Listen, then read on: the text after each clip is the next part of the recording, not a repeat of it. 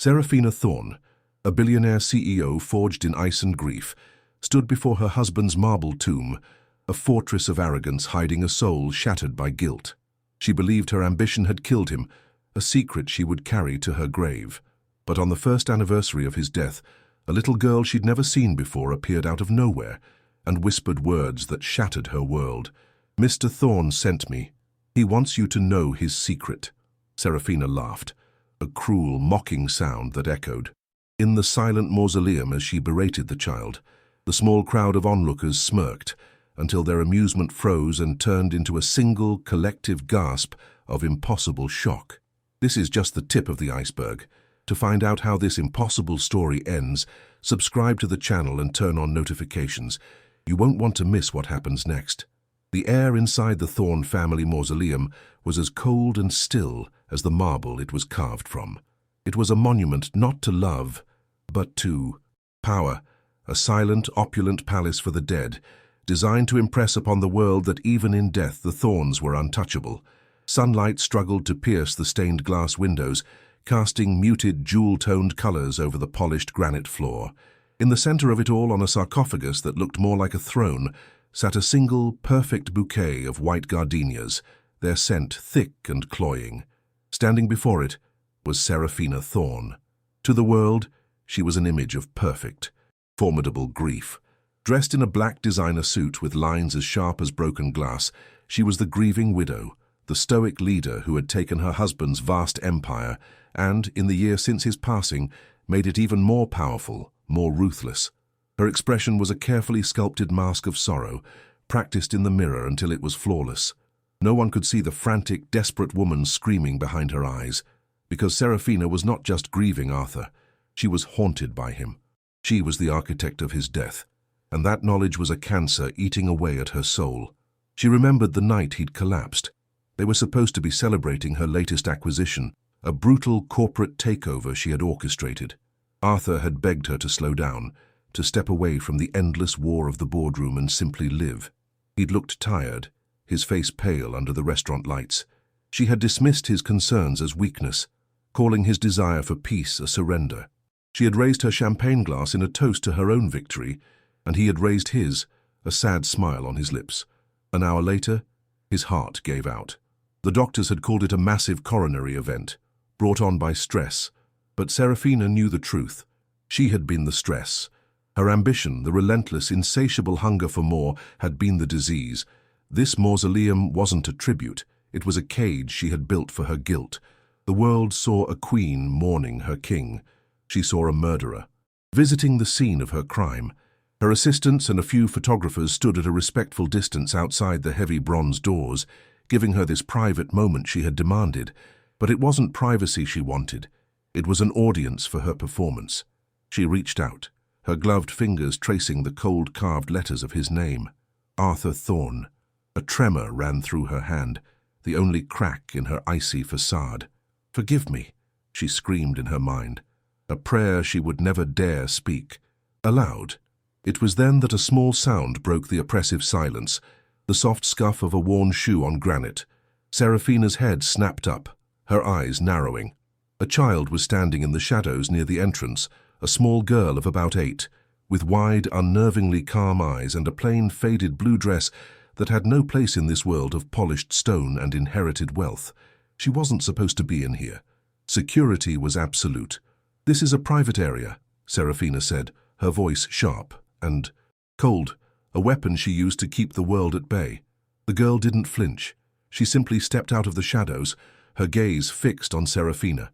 "I know," she said, her voice quiet but clear. "They didn't see me come in. If you're looking for money, you're wasting your time," Serafina snapped, turning back to the tomb, dismissing the child entirely. Another stray, another vulture drawn to the scent of wealth. "I don't want money," the girl replied, taking another step forward. "I have a message. For you." The sheer audacity of it made Serafina turn around again. Annoyance was now curdling into anger. "A message? I'm not interested. Get out before I have you thrown out." The girl stopped just a few feet away, her expression one of profound seriousness. She looked past Serafina, her eyes focused on the sarcophagus, as if she were seeing someone standing there. "It's from him," she whispered. From your husband. The world tilted on its axis. The air in Serafina's lungs turned to ice. Of all the cruel, invasive things anyone had ever done, this was the worst. This child, this nobody, dared to use Arthur's name. A hot, violent fury began to build in her chest, a welcome fire to burn away the cold guilt. "What did you say?" Serafina asked, her voice dangerously low. The girl finally met her eyes again, and there was no hint of deceit in them, only a strange, solemn certainty. "Mr. Thorne sent me," she said, her voice unwavering. "He told me to find you. He wants you to know. His secret." The word struck Serafina with the force of a physical blow. Arthur had no secrets from her. She was the one with the secret, the terrible, crushing secret of her guilt. This girl was a fraud, a sick little performer playing on the grief of a widow, but in the deepest, most hidden part of her heart, a tiny, treacherous spark of hope ignited, a hope so terrifying that she knew she had to extinguish it immediately. A cruel smile spread across Serafina's lips. She saw the photographers still lingering outside, their lenses pointed in her direction. She saw her chance, not just to silence this child, but to make an example of her. She would put this little liar in her place and show the world that Serafina Thorne's grief was not a weakness to be exploited. Serafina's cruel smile widened. She did not raise her voice. She did not have to. Her power came from a chilling stillness, an absolute certainty in her own dominance. She took a deliberate step back from the tomb and gestured with an open palm toward the bronze doors, a silent invitation. The photographers and assistants, who had been hovering uncertainly, took it as their cue.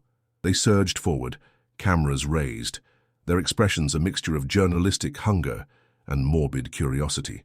The silent mausoleum was suddenly filled with the soft, rapid clicking of camera shutters. "Ladies and gentlemen, I apologize for this unfortunate interruption," Serafina announced, her voice resonating with false grace.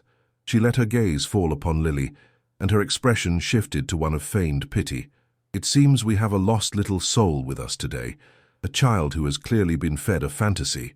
She walked slowly toward Lily, circling her like a shark. The girl did not move, did not even seem to breathe, her eyes remaining fixed on Serafina. She was a tiny, unmovable island in the center of a storm of her own making. "Tell me, dear," Serafina cooed, her voice dripping with venomous sweetness. "Who put you up to this? Was it one of my business rivals? Did they promise you a new dress, some food for your family? You can tell me. There's no need to be frightened." The cameras flashed, capturing the scene. The powerful billionaire widow, elegantly confronting the small, plainly dressed child. It was a perfect tableau of power and poverty, of reason against delusion.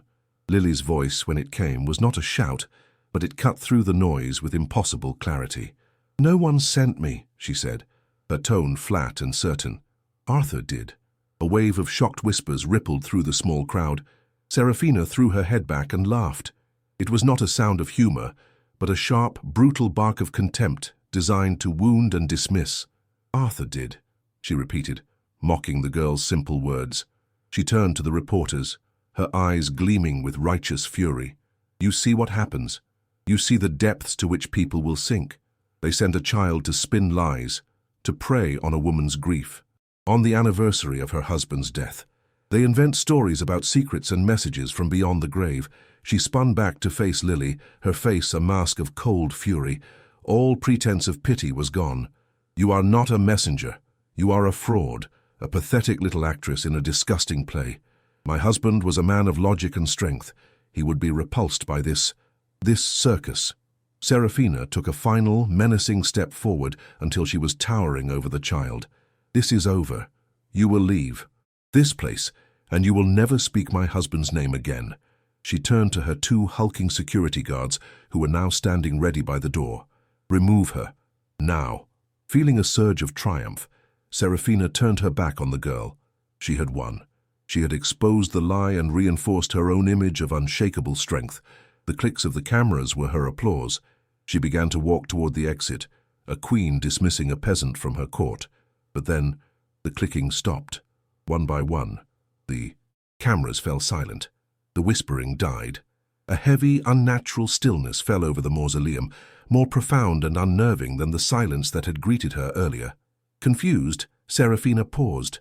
A cold dread, sharp and unexpected, pricked at her skin. Why had they all stopped? She turned around slowly. Every single person in the room, the reporters, her assistants, her guards, was frozen in place. Their faces were pale, their mouths slightly agape, and they were all staring, not at her, and not at the girl, but at the sarcophagus. Serafina followed their collective gaze. Her eyes landed on the massive sealed lid of Arthur's marble tomb, and her heart stopped. It was not there a second ago, and now it was. A single, flawless white gardenia, its waxy petals still holding a hint of impossible morning dew, rested gently on the cold, solid stone. It had appeared from nothing. It lay directly over the place where Arthur's heart would be, a silent, irrefutable testament. The blood drained from her face as a single devastating memory flooded her mind. Arthur, 20 years younger, standing on her doorstep with a nervous smile, holding out a single white gardenia. Their first date, the first flower he had ever given her. The walls of her carefully constructed world did not just crack. In that impossible moment, they began to turn to dust. For a long moment that stretched into an eternity, the world was nothing but the flower. Serafina's mind, usually a fortress of calculations and strategic thought, was utterly blank. The impossible object on the tomb held her entire consciousness captive.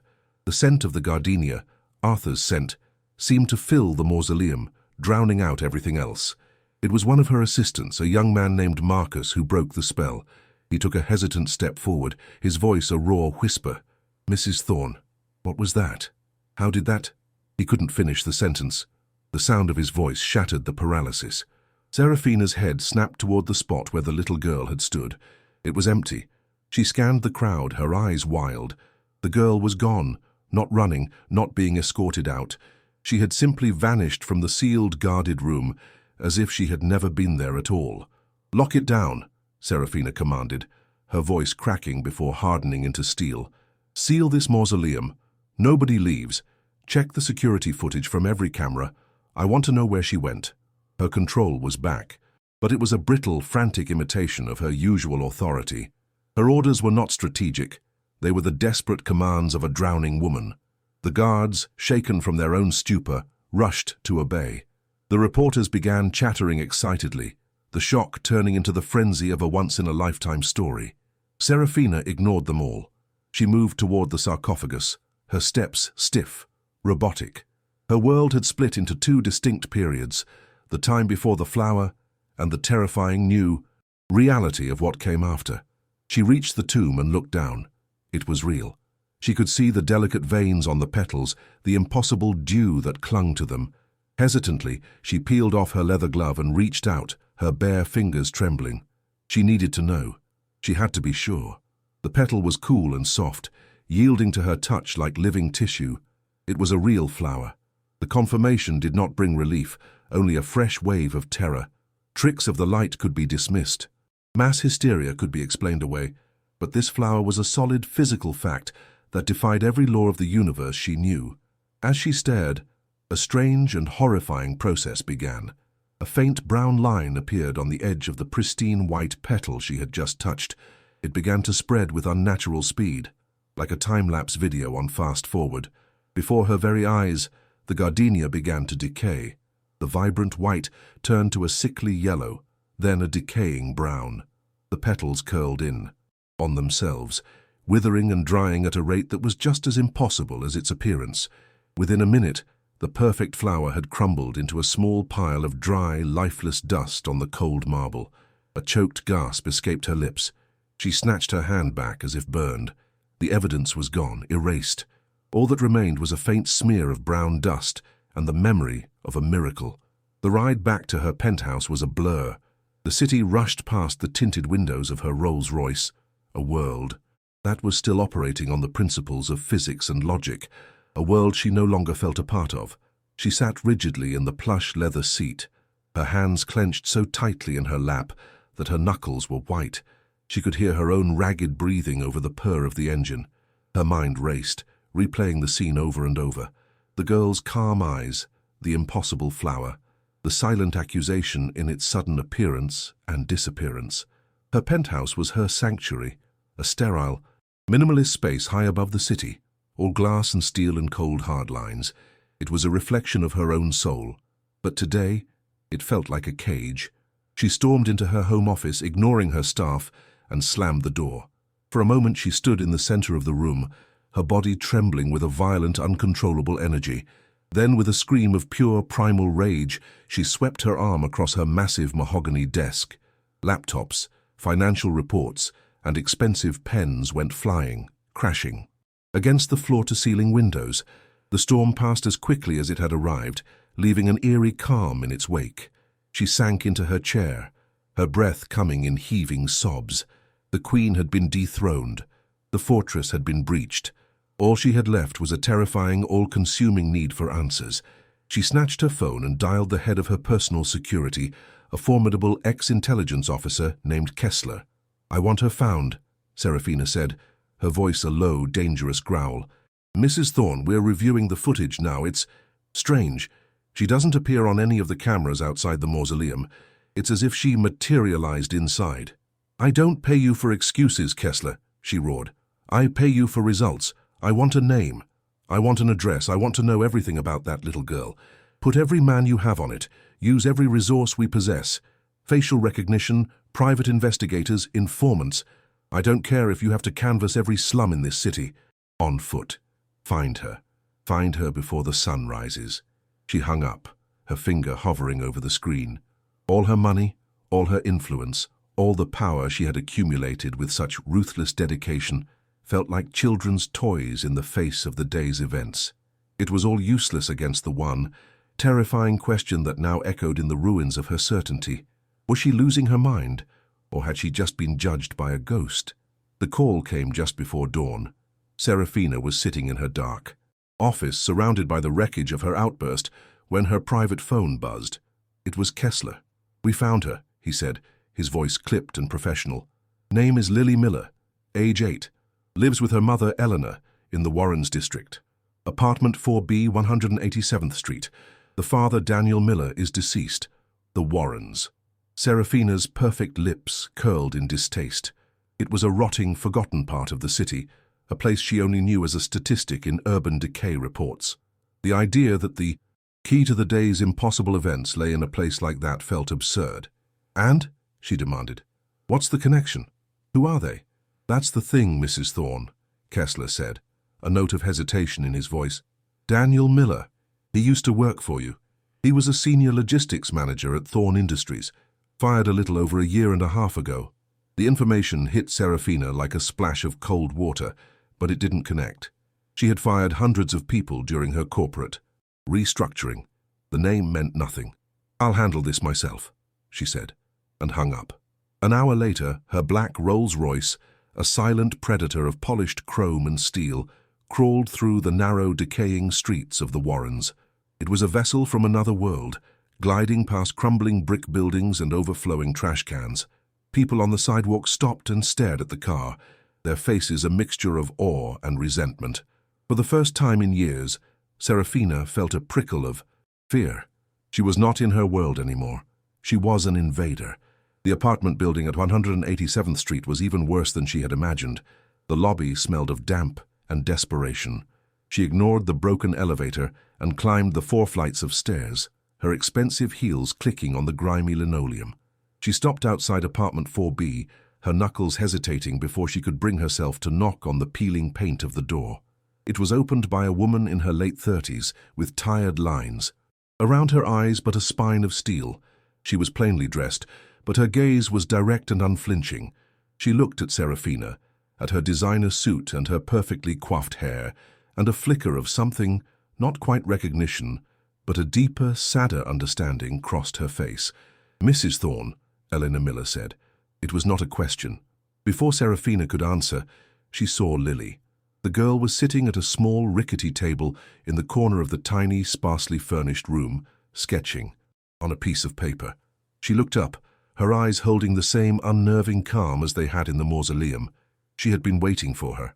"I want answers," Serafina began, striding into the room as if it were her own boardroom. "Who are you? How did you know about the gardenia? What is this game you're playing?" "It is not a game," Eleanor said quietly, closing the door behind her. Her voice was soft, but it carried an immense weight that commanded the room. "You've come here asking how she performed a miracle when you should be asking why she was forced to." Serafina fell silent, taken aback by the woman's quiet authority. Elena gestured to a faded photograph on the wall. It was a picture of her, younger and smiling, standing next to a proud, happy-looking man. "That was my husband, Daniel," she said. "He worked for your husband for 15 years. He loved his job. He loved Arthur. He believed he was more than an employee. He was family." Arthur felt the same way. He was going to make Daniel a partner. He said my husband was the honest, beating heart of his company. The words, honest, beating heart, sent a shiver down Serafina's spine. It was a phrase Arthur had used once in an argument with her. "That was 2 years ago," Elena continued, her voice never rising. Every word a carefully placed stone building a wall of truth. "Just before your big Ethelred acquisition, Arthur got sick, and you took over the final negotiations.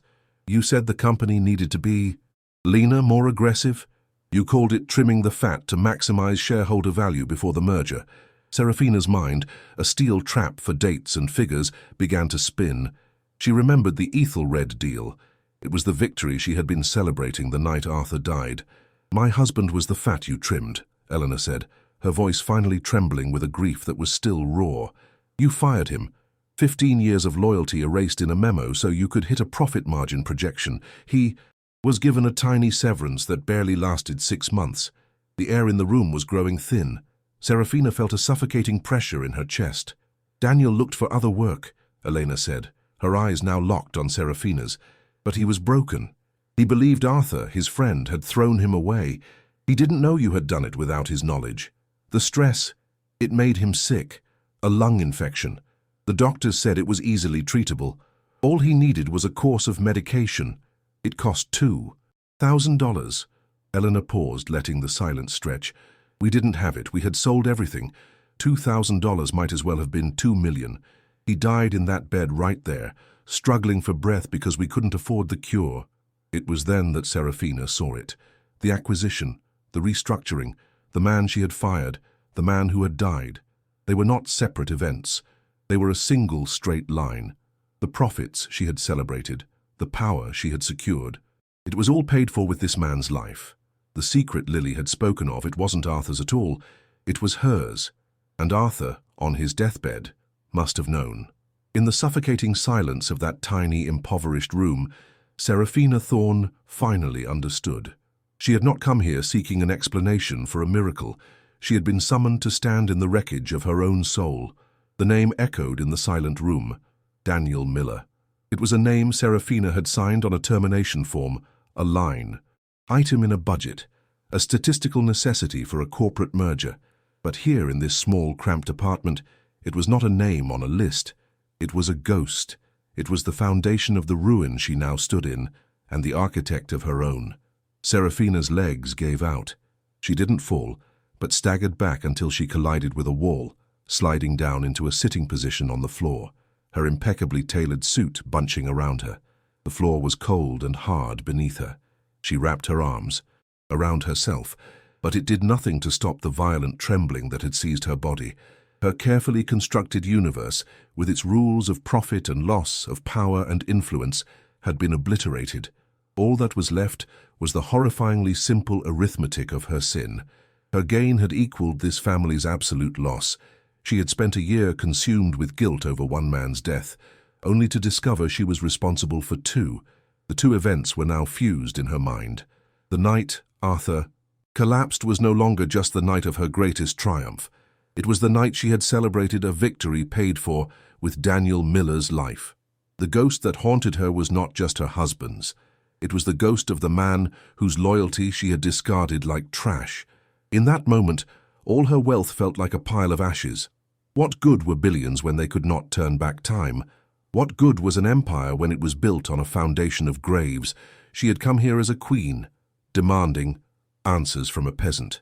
Now huddled on the floor, she was nothing, a criminal in the home of her victims. Eleanor Miller simply stood by the window, her arms crossed, her face a mask of profound, weary sorrow. She had said her piece.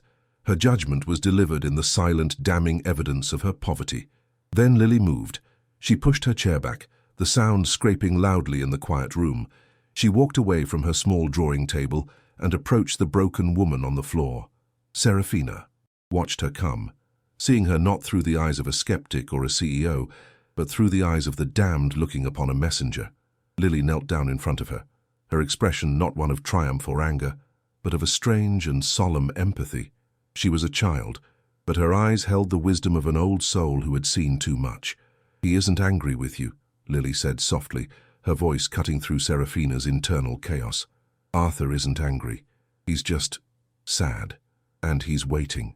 Serafina looked up, her face streaked with tears. She hadn't realized she was crying.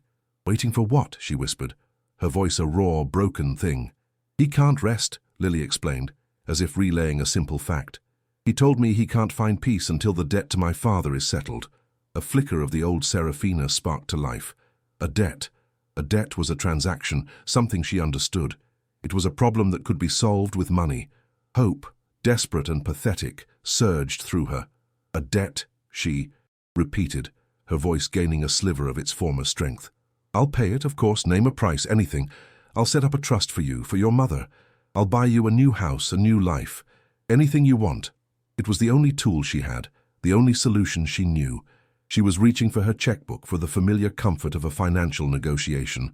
But Lily shook her head slowly, her calm gaze extinguishing Serafina's desperate hope. "You're still not listening," the girl said. "He was very clear. He said it's not a debt of money. Money is what broke everything in the first place. He said it has to be paid with justice." Justice.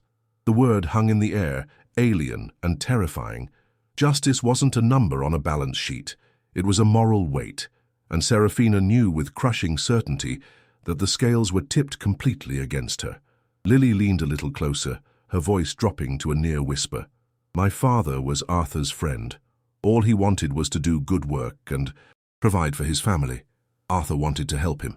That was his wish." She paused, letting the words sink in. "Now they are both gone, so he wants to know. What is your wish, Mrs. Thorne?" The question pierced through the last of Serafina's defenses. Her wish. Her wish had been for more power, more wealth, another victory. Her wishes had caused all of this. She looked around the bare room, at the tired face of the woman whose husband she had destroyed, and at the child who was now her. Confessor. She had no wish. She had no purpose. She was utterly and completely lost. For the first time in her adult life, the woman who had an answer for everything had none. She looked at the child, not as a mystic or a fraud, but as her last and only judge. With a voice she no longer recognized as her own, she whispered the two words she had never uttered to another soul. "Help me." Serafina left the miller's apartment in a daze. The sounds of the city, the horns and the sirens felt distant and muffled, as if she were underwater. She got into the back of her Rolls-Royce, the plush silence of the interior, a stark contrast to the storm raging inside her. She had been stripped bare, her sins laid out before her. The only thing she knew for sure was that she could not go back. The woman who had walked into that apartment no longer existed, but the world she had built did not care about her spiritual crisis. As the car pulled away from the curb, her phone, the one reserved for the highest level of corporate emergencies, began to shriek. It was Marcus, her COO, his voice tight with panic. "Serafina, thank God. You need to get here, now. It's a catastrophe. The Ethelred deal, it's collapsing. Their European division just filed for insolvency. The contagion is spreading. Our stock is in freefall. The board is calling for an emergency meeting in 1 hour." A cold, bitter irony washed over Serafina. The Ethelred acquisition, her masterpiece of corporate aggression, the very deal that had cost Daniel Miller his life and set her on this path to ruin, was now the instrument of her company's destruction. It was a monument to her greed, and it was crumbling into dust, threatening to take her entire empire with it. An hour later, she sat at the head of the polished obsidian table in the Thorne Legacy boardroom. It was a room where she had always been a predator, a commander. Today, she felt like a ghost. Her board members, their faces pale and anxious, laid out. The grim reality. The company was hemorrhaging money. They were days away from a complete collapse. Bankruptcy was not a possibility. It was an inevitability. Then Marcus, trying to force a hopeful smile, spoke up. "But we have a lifeline," he said, his voice reverent. "Julian Prescott called me this morning. He knows we're in trouble. He's made an offer." Julian Prescott, the CEO of Prescott Global, their largest and most ruthless competitor, a man who was a mirror image of who Serafina used to be. "He's offering to merge," Marcus continued, the excitement clear in his voice. "A complete buyout. Prescott Global will absorb our debt, our assets, everything. It's the only way out. He's saving us, Serafina." The board members murmured in relief. A miracle. An escape from the abyss. Serafina remained silent, a knot of dread tightening in her stomach. Deals with men like Julian Prescott were never miracles. They were bargains, and the price was always steep. "What's the price?" she asked, her voice flat. Marcus's smile faltered for a second before he brightened again, pulling up a city map on the main screen. "It's not a price, it's a condition. More of a synergy, really. He's been planning to build a new global headquarters, a massive campus. He wants to do it here." He tapped a key and a large, aggressive red circle appeared on the map, swallowing an entire district. Serafina did not need to read the street names. She recognized the shape of the neighborhood, the placement of the river. The red circle was drawn around the Warrens. "He wants the land," Marcus said, oblivious to the horror on Serafina's face. "His one non-negotiable condition is that Thorn Legacy uses its civic leverage and resources to acquire and clear the entire district for him. He wants it ready for demolition within 90 days. One of the board members scoffed. "The Warrens? That's not a condition. That's a public service. That place is a blight on the city." The other members nodded in agreement, their relief turning into predatory excitement. They saw a brilliant business move, a clean slate. They saw profit and renewal. Serafina saw Lily's apartment. She saw Elena's tired, dignified face. She heard a little girl's voice saying, "It has to be paid with justice." The irony was so cruel, so precise it could only have been designed by fate. She was being offered a path to save her kingdom, but the price was to commit an even greater, more monstrous sin. She would have to destroy the entire community she had wronged, all to save the company whose greed had caused the suffering in the first place. It was a test, a final, terrible test. The old Serafina would have taken the deal in a heartbeat. She would have called it a necessary evil, a strategic sacrifice for the greater good of the company. She could almost hear her own voice from a week ago, arguing passionately for the logic of the deal. But that woman was gone.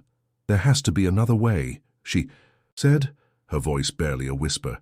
"There isn't," Marcus insisted. "Serafina, this is it. It's this deal, or we lose everything we've ever built." She stood up and walked to the window, looking down at the city below. She was at a crossroads. Behind her was her life's work, her legacy, her fortune. Everything the world told her was important. Before her was a dark, unknown path, one that began with the destruction of everything she had built, but one that might, just might, lead to justice, to peace. She took out her phone and found the private number for Julian Prescott. She needed to be sure. He answered on the first ring. "Julian," she said, "I have a counteroffer, more favorable terms, a different site for your headquarters, prime real estate downtown." Prescott's laugh was cold and dismissive. "You're not in a position to bargain, Serafina. I don't want prime real estate. I want the Warrens. I want a blank canvas. That land is my price. The deal is the deal, or your company is. History by the end of the week. Your choice." He hung up. There was no escape, no compromise. The choice was absolute. She turned back to the boardroom. Her COO was holding a pen, ready for her to sign the preliminary agreement. All eyes were on her, expecting her to make the smart, logical, ruthless decision she had always made. Instead, she picked up her phone and dialed her head of public relations. "Cancel my afternoon," Serafina said, her voice steady and clear for the first time in days, filled with a terrifying, liberating certainty. "And schedule a press conference for 9 a.m. tomorrow. It's time I told the world the truth about Thorn Legacy Holdings." The ballroom was packed. 100 of the world's most influential financial journalists were crammed into the space, their cameras poised, their questions ready. The air crackled with anticipation. The news of Thorn Legacy's imminent collapse and the rumored Prescott merger was the biggest story of the year. In the front, row sat the stony-faced members of her board, expecting to witness the last-minute salvation of their fortunes. And in a quiet corner at the back, unseen by the ravenous press, sat Elena and Lily Miller, invited there by a personal note from Serafina that had simply said, "Please, you need to see this." When Serafina walked onto the stage, a hush fell over the room. The woman at the podium was not the one they were expecting. The armor was gone. In its place was a simple, dark grey dress. Her hair was pulled back without its usual severe styling. Her face was pale and unadorned, but for the first time the expression in her eyes was not one of guarded power, but of a clear, unwavering resolve.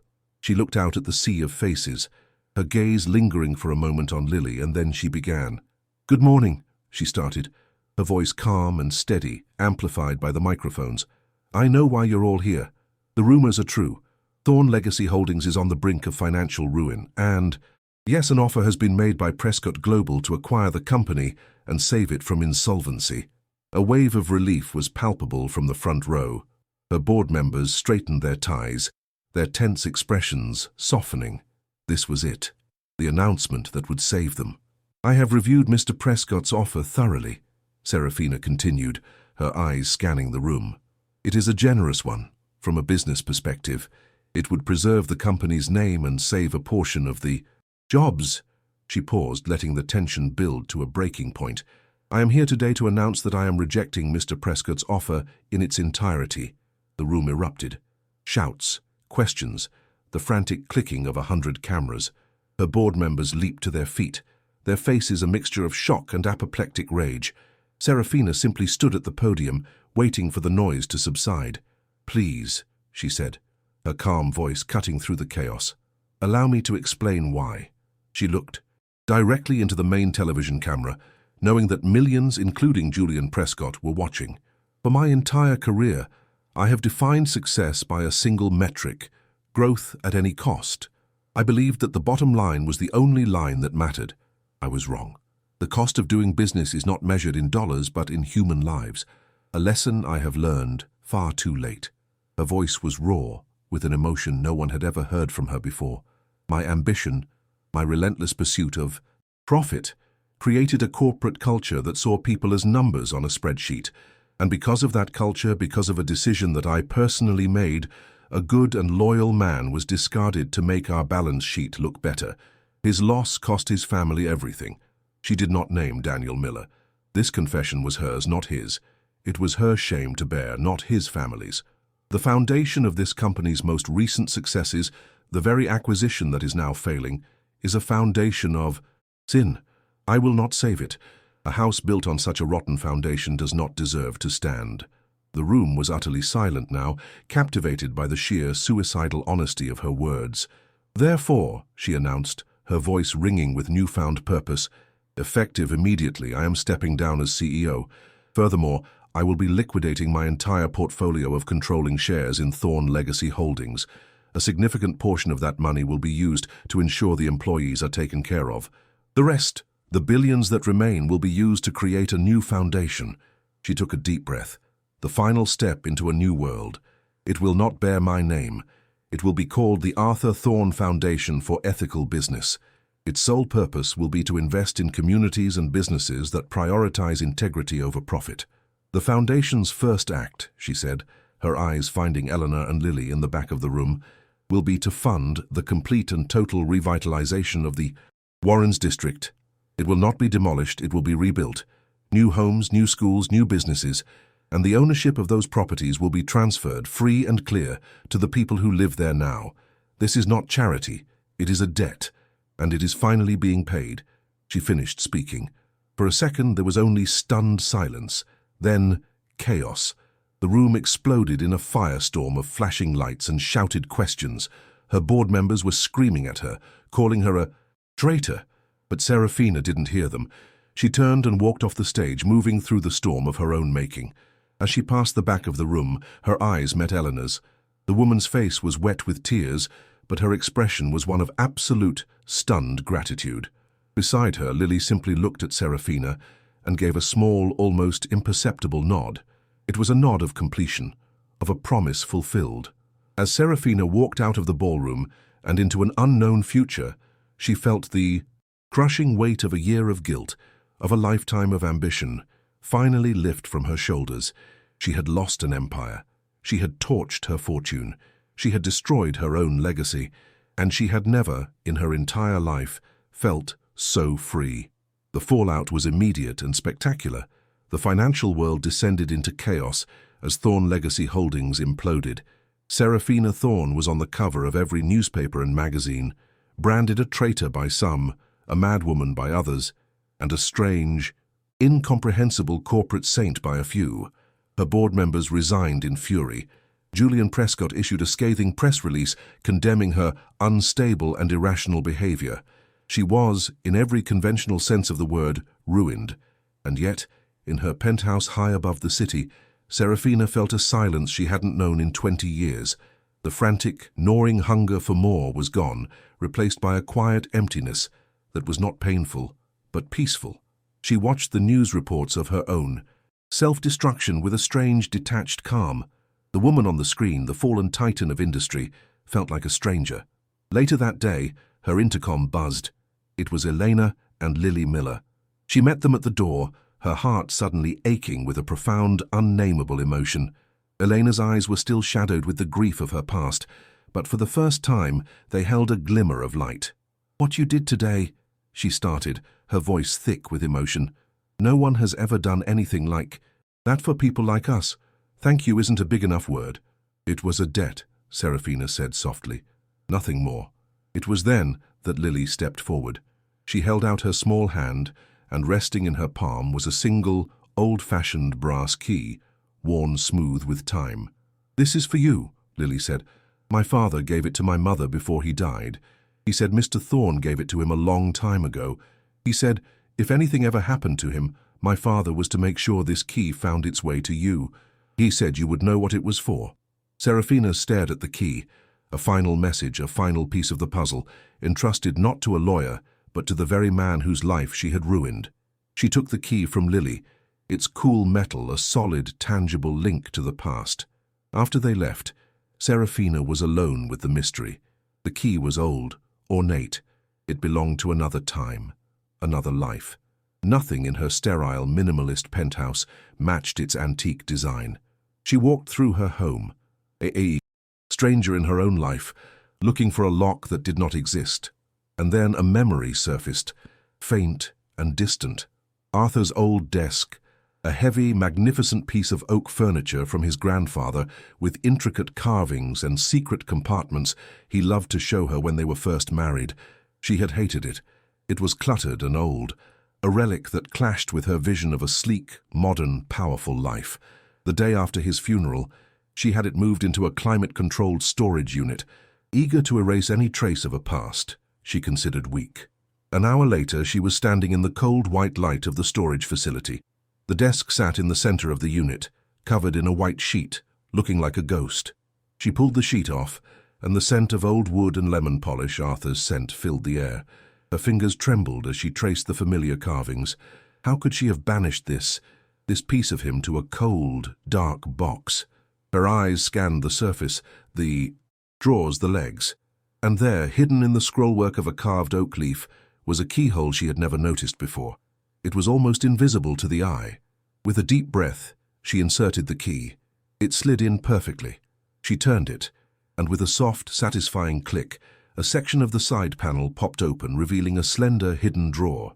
Inside the drawer, there was only one thing, a thick, cream-colored envelope, with her name written on the front in Arthur's elegant, familiar script. She sank into the old leather chair that was stored beside the desk, the chair Arthur used to sit in, and carefully opened the letter. The letter began, "If you are reading this, then it means my time has run out, and it also means Daniel Miller has kept his final promise to me. I imagine you are confused and perhaps angry, but there is something you must know, a secret I have kept from you. My secret is not some hidden affair or a business dealing. My secret is that I knew what happened with Daniel. I found the paperwork after you had pushed the Ethelred deal through. By then I was too weak to fight, too sick to undo the damage you had done in my name, and it has been the great shame of my final days. The man was my friend. He deserved my loyalty, and I failed him, but I did not fail you. I have watched you, my love, chasing victory after victory, building an empire bigger than anything I ever dreamed of, and I watched it slowly poison the wonderful, compassionate woman I fell in love with. The guilt you feel, I know you feel it. It is a heavier burden than any corporate debt. But you must know this. I forgive you. I forgave you the moment I found out, because I knew that your ambition came from a desire to prove yourself, not from a place of malice. This key is my final wager. I am betting on the woman I married. I believe that one day you will find your way back from the wilderness of your own success. I believe you will find this letter, and I believe you will make things right. Do not mourn the empire, my love. Build a legacy, build something that matters. I will be at peace when you are. Know that I have loved you, and only you, until my final breath. Tears streamed down Serafina's face, washing away the last traces of her long, agonizing guilt. It was not a ghost that had been judging her. It was a husband's unwavering faith. He had not condemned her. He had trusted her. He had known all along the good person she was buried. Underneath the armor, the forgiveness she had been desperately seeking from a ghost was a gift he had left for her in the real world all along. She clutched the letter to her chest, the old paper, a sacred relic. The long, cold night of her soul was finally over. Arthur had not sent a messenger to haunt her. He had sent one to give her a map that had finally led her back home to herself. 2 years later, the place once known as the Warrens was unrecognizable. The crumbling brick and cracked pavement had given way to clean, tree-lined streets and colorful, well-kept homes. Where there had been despair, there was now a palpable sense of hope.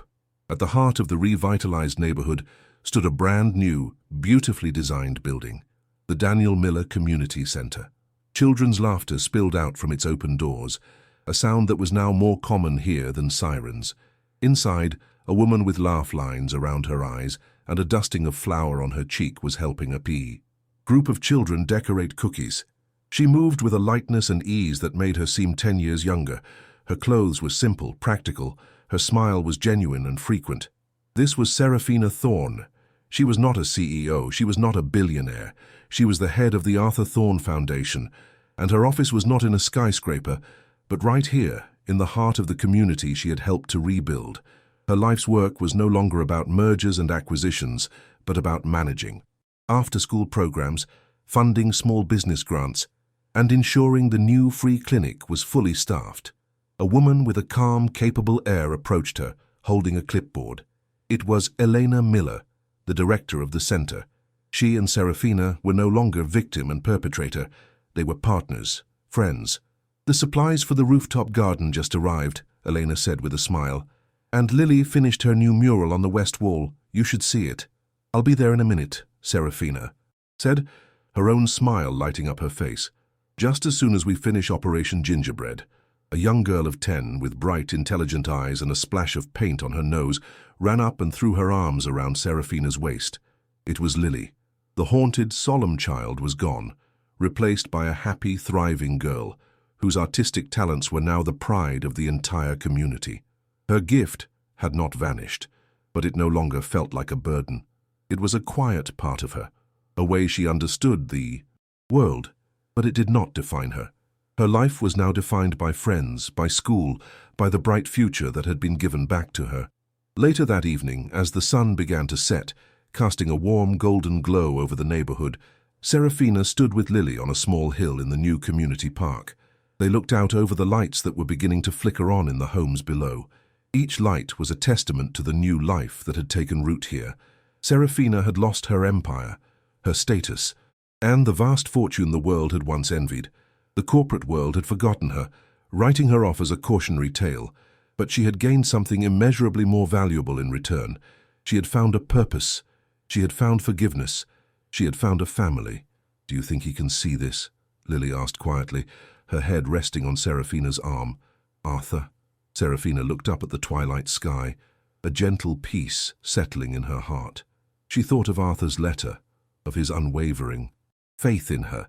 She thought of the long, dark journey from the cold marble of the tomb to the warmth of this small park. "Yes," Serafina whispered, her voice filled with a certainty that was as real and solid as the ground beneath her feet. "I think he can." The narration begins for the final time, a quiet and reflective voiceover. Seraphina Thorne had once ruled from a broken throne, a queen in a cold and lonely mausoleum, haunted by the ghosts of her own making.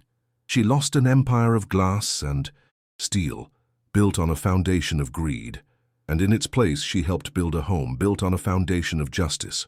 She had finally learned that a true legacy is not measured by what you acquire, but by what you give back. And in losing everything she once thought was important, she had finally truly found peace. If you liked this story, don't forget to subscribe to the channel for more exciting videos like this one. Leave your like to support us, and turn on notifications so you don't miss anything new. This helps us continue to create the best for you. See you in the next video.